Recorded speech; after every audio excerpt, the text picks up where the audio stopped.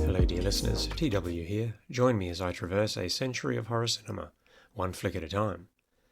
Former Dracula stars Bela Lugosi and John Carradine, the Wolfman himself Lon Chaney Jr., and horror legend as the titular son of Frankenstein and Sherlock Holmes Basil Rathbone, all in one film. Is this every Christmas present wrapped in one? The Black Sleep, a United Artists picture with modest budget, marks a return to an old formula in a film that is both of its era and the end of one. A lineup of this magnitude had not occurred for a decade, since the final Universal monster mashups of House of Dracula and Frankenstein films.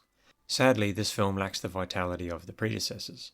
This is Lugosi's last completed film, and while he would appear in B-movie legend, for all the wrong reasons, Ed Wood's disaster of a film, Plan 9 from Outer Space, that was only from fragments of shots that were incoherently added in against any artistic reason.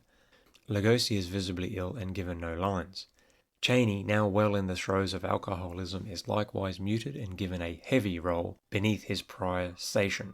Carradine fares only slightly better, as all are subjects of the antagonist and only actor to stand out, Rathbone.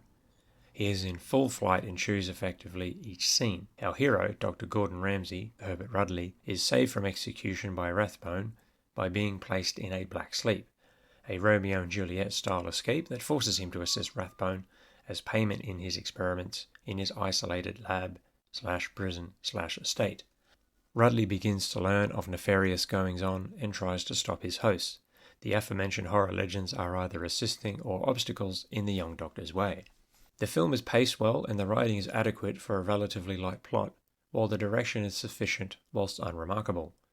The issue with the cast already outlined are a big enough distraction that it weighs heavily on the picture.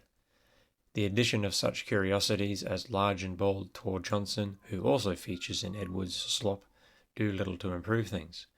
If you were a fan of the 40s Universal flicks and wanted to call back to better days, there is enough to keep things interesting. Indeed, there was not much to compare in its day, as Hollywood had moved on to science fiction, and stop-motion animation giants had taken over rather than the old monster flicks.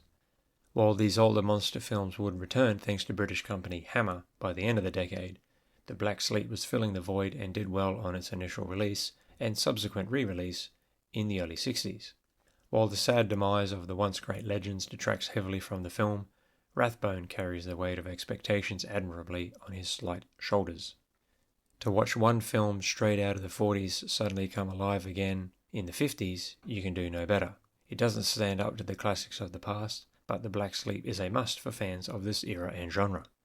Enjoy.